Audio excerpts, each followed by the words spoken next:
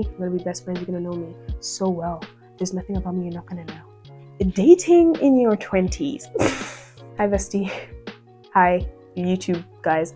I realized I've been calling you guys besties, but we didn't even establish that that was a thing. It's a thing over there on TikTok, but I don't know if it's a thing here.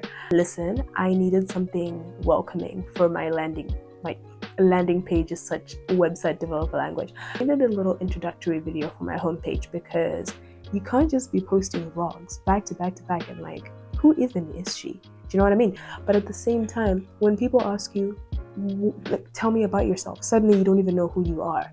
So I decided to do a little Q&A on my socials, I had a little NGL link. Don't play with me. I had a little NGO link and I asked people, guys, just what do you want to know about me? Ask me questions. And first of all, am I saying that all the questions were bad? No, people were absolutely great. People were adorable. People were very nice and pleasant. But there are still a selected few, 5 or 10 people. And I was like, why would you type that? What? Why would you say that? I ignored because it's my phone and you're not gonna patronize me on my phone. That I thought were so constructive. They were like, they meant something. It was genuinely like someone just trying to know, you know what I mean?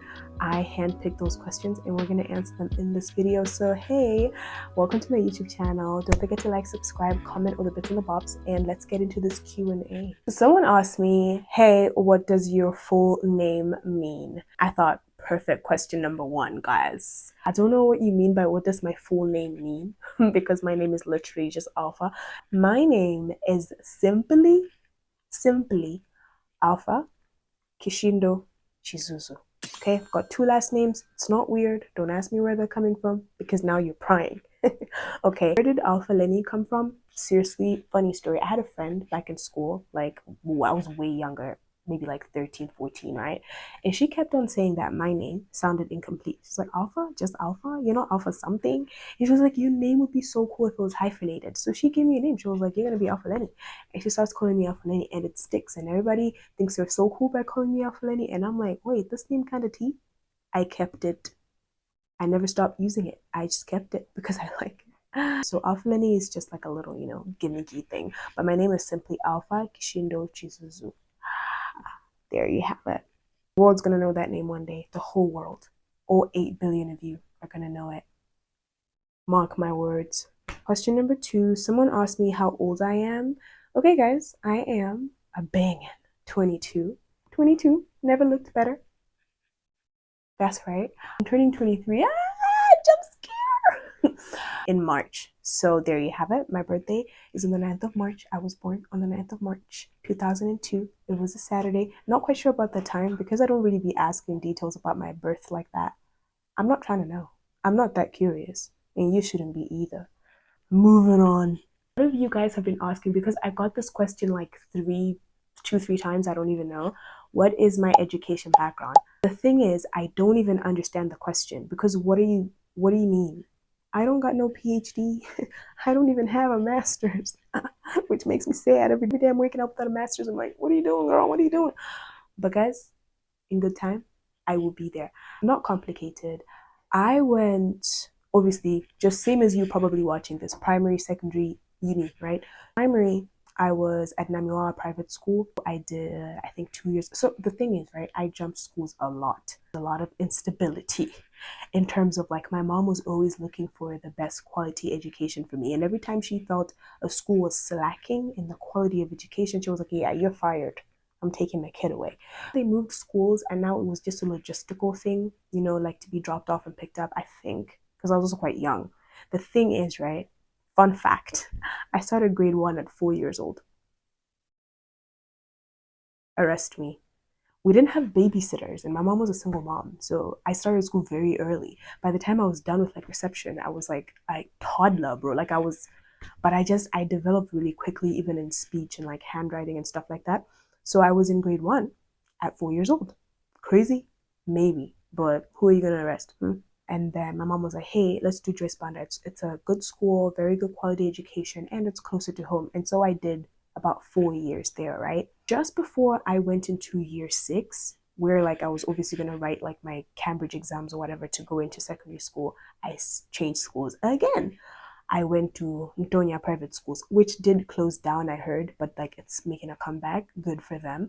For literally a term, in grade five. I went to Ntonia and they heard, oh, she was a Joyce Banda. They were on some, Joyce Banda is not that great. So she has to like go a class back. And my mom was like, you're bugging. Right. Right. So, anyways, I left year four at Joyce Banda. I went into grade five at Ntonia. And one term, my mom was like, okay, we're moving. I need you to do an MSCE because like the whole time I was doing like Cambridge. And then mom was like, hey, no, I need you to do an MSCE course because I need you to be at an MSCE secondary school because she just preferred that. So I had 1 year to adjust and start learning Chichewa and that. Guys, when I tell you it wasn't the easiest transition, but it's cool. It was fine. All right. If anyone can do it, it's me. And I did it. So I moved over to St. Columba. St. Columba had 6 and 7. My mom was like, I was kind of hoping you were just gonna stop at 6. So another fun fact, I never wrote the grade 7 PLCC some exams. I never wrote those, but I did go to a random school for 2 terms in grade 5 and then grade 6. After that, my mom was like, did you comprehend what they were saying? Because I'm taking you to Form 1. I'm like, Mom, skipping a class. She's like, yeah. So I started Form 1 when I was 10 years old. I was 10 years old, guys. 10 years old. I was in Form 1. Our Lady of Wisdom. I did Form 1, Form 2. She was like, okay, we're leaving. I need you to be in boarding school because I need you to be more responsible. She sent me to some sketchy, a Catholic girls' school up in the hills somewhere. Then I got sick. Guys, long story. I had to come back. And she was like, well, you can't go back to Our Lady now. You don't go back to a toxic ex. Do you? No. No, you don't. So she sent me to HHI, which is where I wrote my Form 4. And it was done. After that, I wrote my Form 4, cool, finished it, and then I went to NASIT. Like, literally, my dad was like, so what do you want to do? I was like, well, and he was like, okay. And I went. And yeah, 3.5 years, technically 4 because of COVID, and I was donezo. It was over. It was a wrap.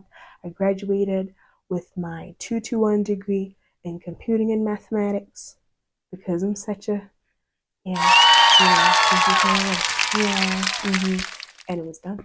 Next question. So I did get a lot of like, what do you do for a living? Or do you do business? After getting a degree in computing, I just went into ICT. So firstly, I worked as a receptionist at like some art gallery, cool, whatever, for 1 year, just starting out. And then I got this really cool job as an ICT officer. I was an intern, 6 months, finished my probation. They were like, we like you. I was like, duh. Jokes. Then they hired me. So that's what I do. I'm an ICT officer, but I'm also an administrator because organizational skills. They were like, yeah, we also want your skills in this place. So please just, you know. And also, my experience like finding or looking for a job was abysmal. It was terrible. Guys, they tell you fix up your LinkedIn, put up a picture, whatever, a banner. Oh, I done did all of that and nobody wanted to hire me. Nobody wanted to hire me. Also just because there's no jobs in this country. You know what I mean? Like in other countries, people have jobs lined up the moment they graduate. You know what I mean? Like they've got internships and graduate programs. You know what? It's just like, brother, you're setting me up for failure. You know, like unemployment is completely hellish and wouldn't recommend. But grace of God, I prayed and prayed, and I got the call one day, got a job. Thank Jehovah. My first job was so toxic, I just had to leave and I had to deal with like unemployment for like 6 months. And then suddenly God was like, hey, I told you I gotcha. The one asking me if I do any businesses, no. I don't do like any like selling or just like the only business I do is content creation.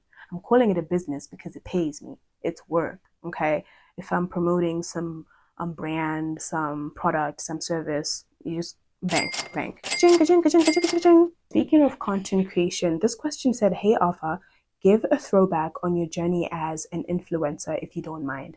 First of all, completely gushing over the fact that you called me an influencer.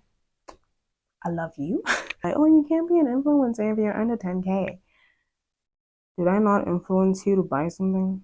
Anyways, that doesn't really matter right now. I digress. A lot of people don't know this, but the time that I got into content creation, I had a lot of issues with like self-image. I was going through a period in my life where I felt lost, like I had no sense of self. I was like, what?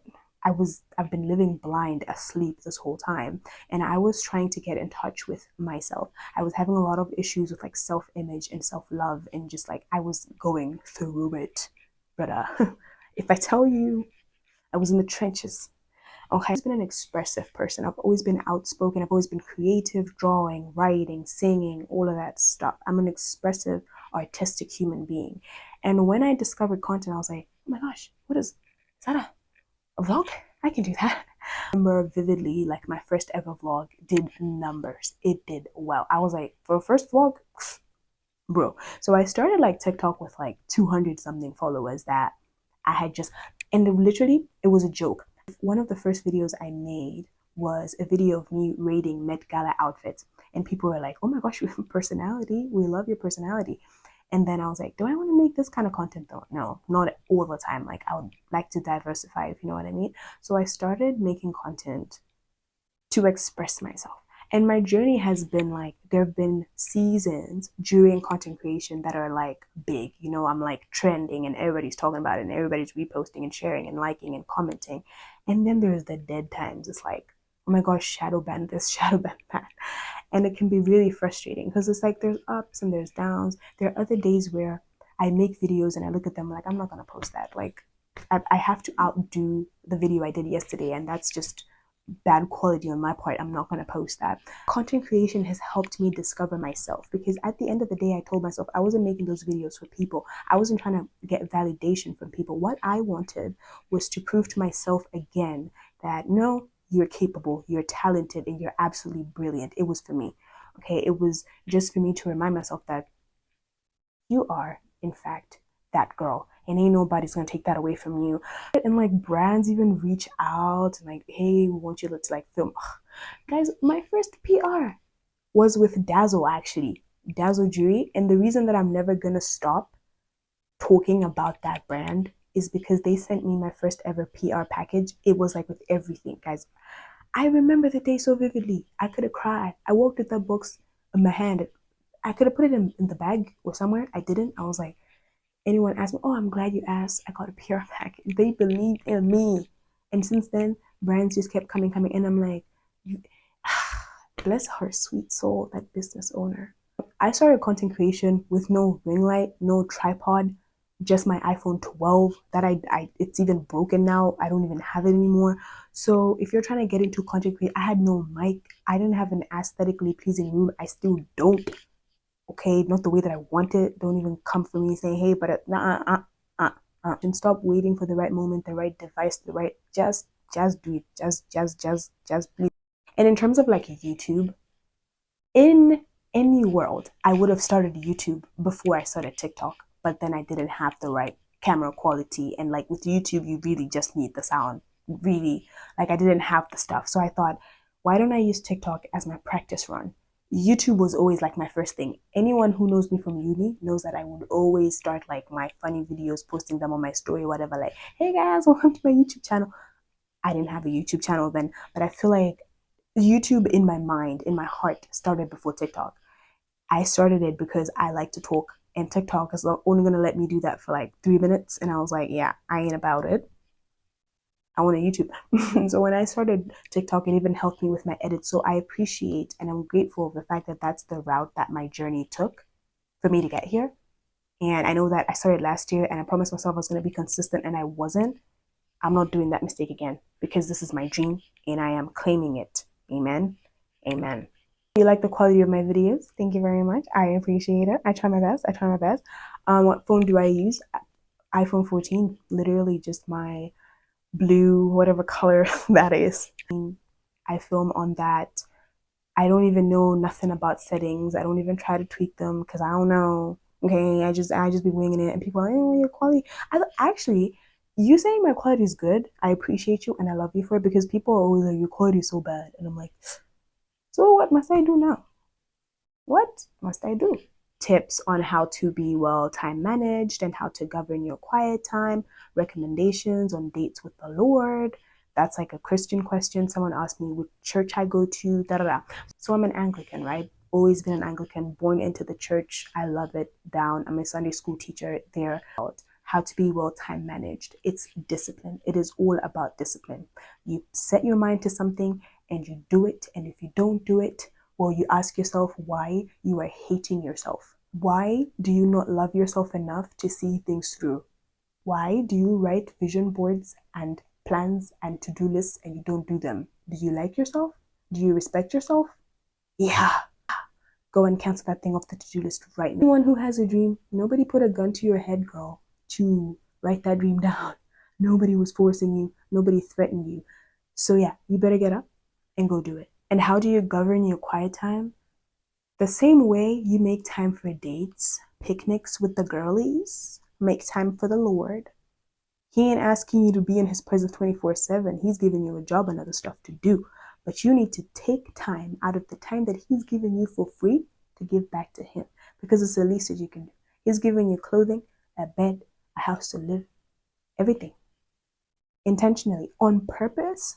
Not, don't force it to, oh, I'm Apple, let me just pray. Romanticize it. Light a candle. Have specific clothing. Get a mat.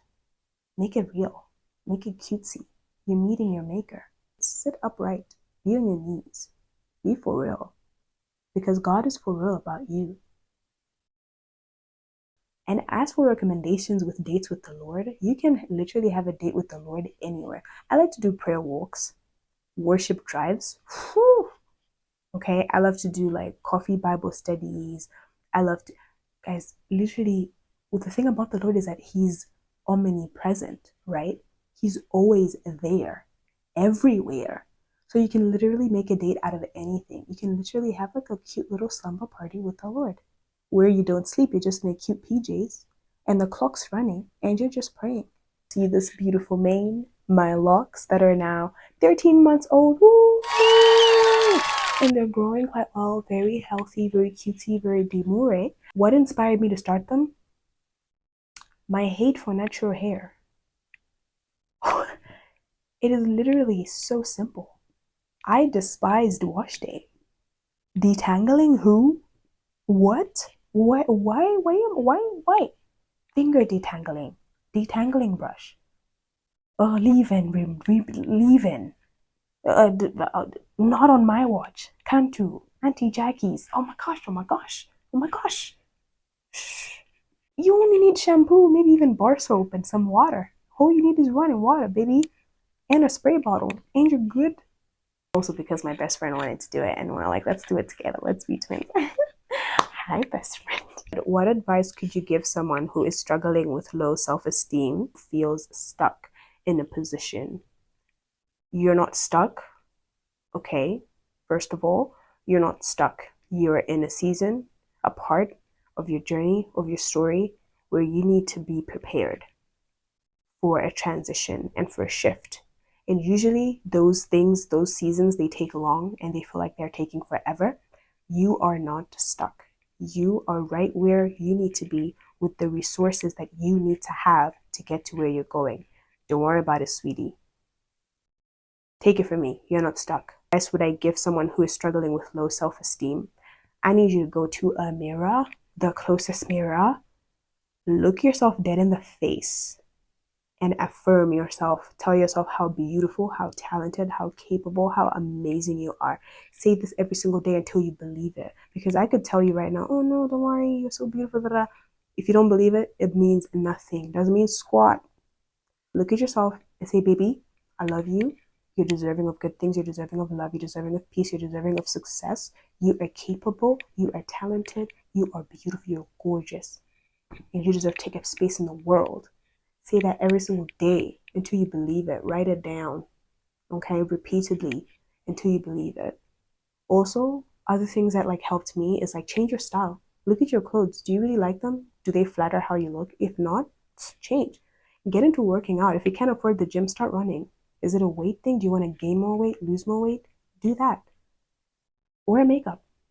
Literally, wear makeup. Get your hair done. Do something. Do something.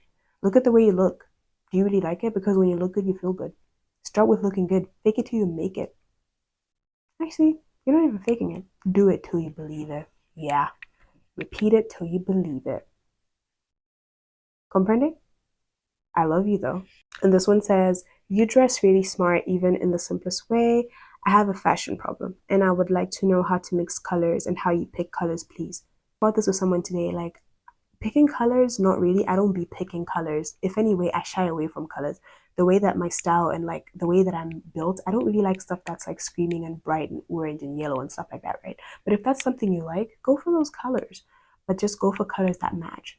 So if you like my style and you're trying to like adapt what I do, the way that I do it is I look for the whites, the plain blacks, the beiges, the browns, good quality, like simple stuff. Not too many designs, not too many, stitches, just very simple, very simple. Just like, yeah, yeah. What I have is a capsule wardrobe, literally just like white shirts, white t-shirts, striped shirts, black and white, black and brown, white and brown. You can literally like Pinterest these things, and Pinterest got you straight, girl. Pinterest is your best friend. Pinterest and search style, inspiration, what sticks out to you. Keep searching stuff like that. Save them when you go thrifting, when you go shopping. Look at those things, and you'll be good, babe. That's what I did. Yeah. And now we can be fashion icons together. Period. And why do you live the way you live life? Why do you live life the way you do? What gives you zeal? The Lord. I prayed to God and I was like, God, I don't want to be useless no more. Give me the zeal. Give me the tenacity. And that's what he did. I cannot credit anything. Like, oh yeah, I just woke up and I was like, I do it. How'd I do it? I'm fast and you're slow. That's how I did it. But nah, guys, I can't take the credit. God, my mother is my biggest inspiration. Like, I am my mother's biggest fan. My mom is the most hardworking, inspirational, just like powerhouse through and through. Watching her raise me the way that she did and fight and all of that stuff, yeah, yeah, yeah. That woke something up in me. And I'm never gonna be a sleeper. I'm never gonna be slumbering instead of making that money. Okay? And then I just surrounded myself with people that are smarter than me. Everyone around me is brilliant. My best friends, those guys, they think they are professors somewhere in the world, those ones. They're geniuses. So I surround myself with those people. And what happens in turn? I'm not gonna be slacking if I've got like powerhouses around me. Now I wanna adapt because I wanna have a seat at the table. You know what I mean? I also just have like a very huge fear of being average, like never ever. Oh gosh. Oh, may that chalice pass me by. Thank you. And you could do the same. Period. This might not be appropriate for the intro. No, baby, if I picked it, it's appropriate. How did you manage to build a good relationship with your younger siblings? I really don't know how to get started on that one. What do your parents say to you guys about each other? My love for my siblings stems from how my parents helped me view my siblings. My parents, they were very strict and very straight. Okay. You cannot go out there and demand love from other people if you have failed to love one another living under the same roof. If you fail to love each other, how do you expect other people to love you? If you don't love your brother, how can you expect someone to come love your brother? If you think your brother is not lovable. That's what my dad and my mom definitely taught us. Like, guys, it's you guys against the world, not you guys against each other in the world. We never even like really had like friends outside or going outside. They were like, hey. There's a lot of kids in this house. That's enough friend groups. Thank you. You guys can, there's friends at home. You know what I mean? I loved it. Literally, this is me and my brothers on like a regular schmegular Friday night because that's like the bond. Like, these guys are my best friends. When I tell you, I love them down. So it is the way that your parents or my parents kind of like shape the way that I look at my siblings. Another thing is that being the oldest sibling, right? All I ever want to do is protect my little siblings. All I ever want to do is look out for them. All I ever want to do is like, oh my gosh, I can literally peel the skin off of myself and give it to them if it meant saving their life. You know what I mean? So go through the awkward phase. If you and your siblings aren't close, go through the awkward phase. Literally be in their room. I just go to my brother's room. Like, he's not talking, he's on his phone, and I just sit on his bed and I'm like, hey, you want to cuddle? Like, just be there. Like, being old, just like smother them with love and just start stories. Treat your siblings the way you treat friends outside, the way you treat making friends outside, and just like have conversations with them. Treat them like real people. I know that they're younger than you, but you'll be surprised how much you can learn from younger people. I was like really avoiding the dating questions because I'm not a dating coach and I'm not a dating expert. And I don't know why everyone's so obsessed with like my dating life because it's really none of your business. But also like I don't know. I don't answer dating questions because I just don't know. I don't. I'm if I look like I do, I don't. I picked this question because it might actually help someone because it said, "Do you believe in compromising your core values, Christian especially, for the sake of a relationship?" Long story short, I do not. I repeat, I do not believe in compromising yourself for anything or anyone. Relationship, job, friendship, anything. Always stay true to yourself, no matter what. That's what I believe in. So if a little boy from somewhere who you met while all of you have a full set of teeth is telling you to do stuff you don't want to do, stuff your Lord and Savior told you not to do, don't do it. Do it because you want though, because everybody should must do what makes him happy. And I'm not gonna be here trying to judge. And I'm not judging you. I am listening and I never judge. But if you have values, you will stay true to them till the wheels fall off. And I sure hope that those wheels stay on. But if they do fall off, you stay true to those values. Never compromise for anyone. Doesn't matter. If a love is making you compromise yourself, it is not a love. It is a hate. And it must be chucked in the wadi, in the bin. Thank you. Dating in your 20s.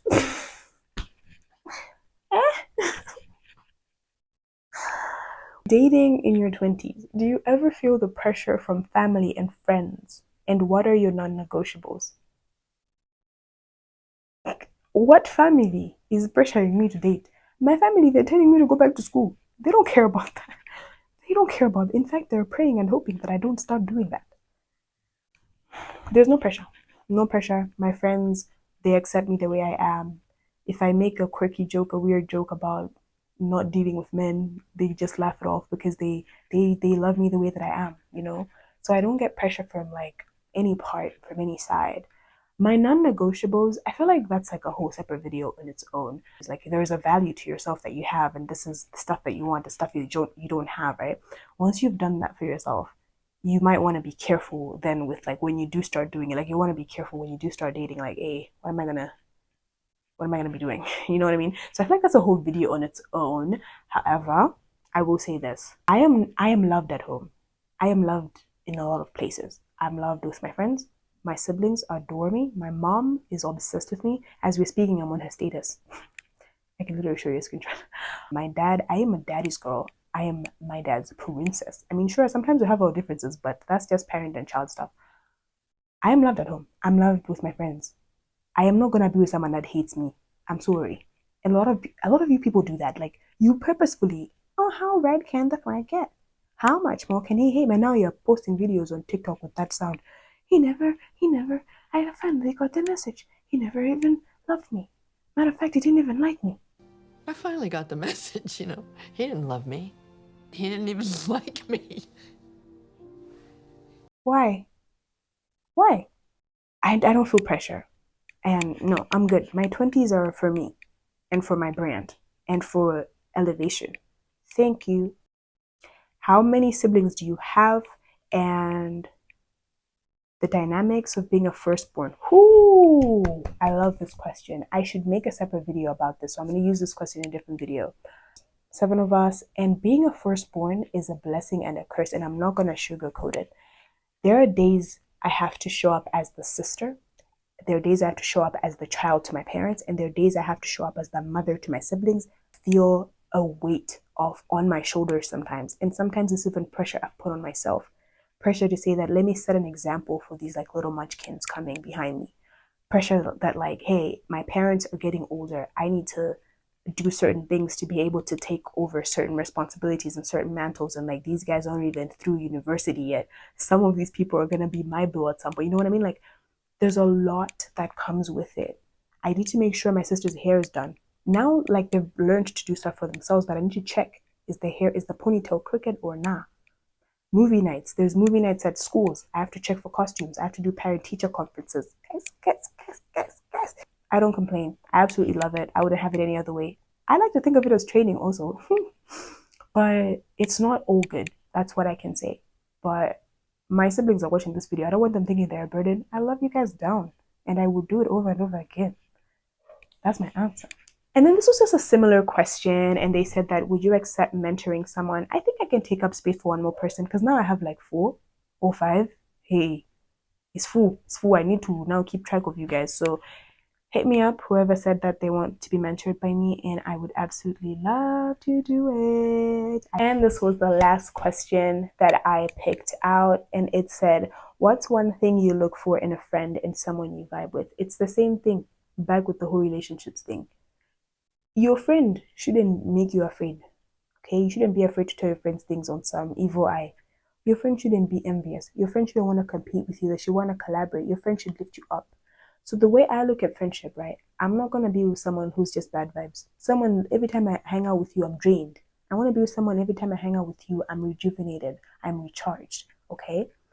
So when I pick my friends, I pick people that are similar with the way that I think, in my faith, in my values, in my beliefs, in my humor. Guys, I like to laugh. Why are we just here like we're in the headmaster's office? Eh, eh, eh, eh, eh. But anyway, guys, that was the intro, everything there is to know about Miss Alpha. And if you guys love this video and have like more questions, I am more than willing to do a part 2. It's you and me this year on this channel. No. Okay? Like, comment, subscribe, and stay in touch. I love you. Bye.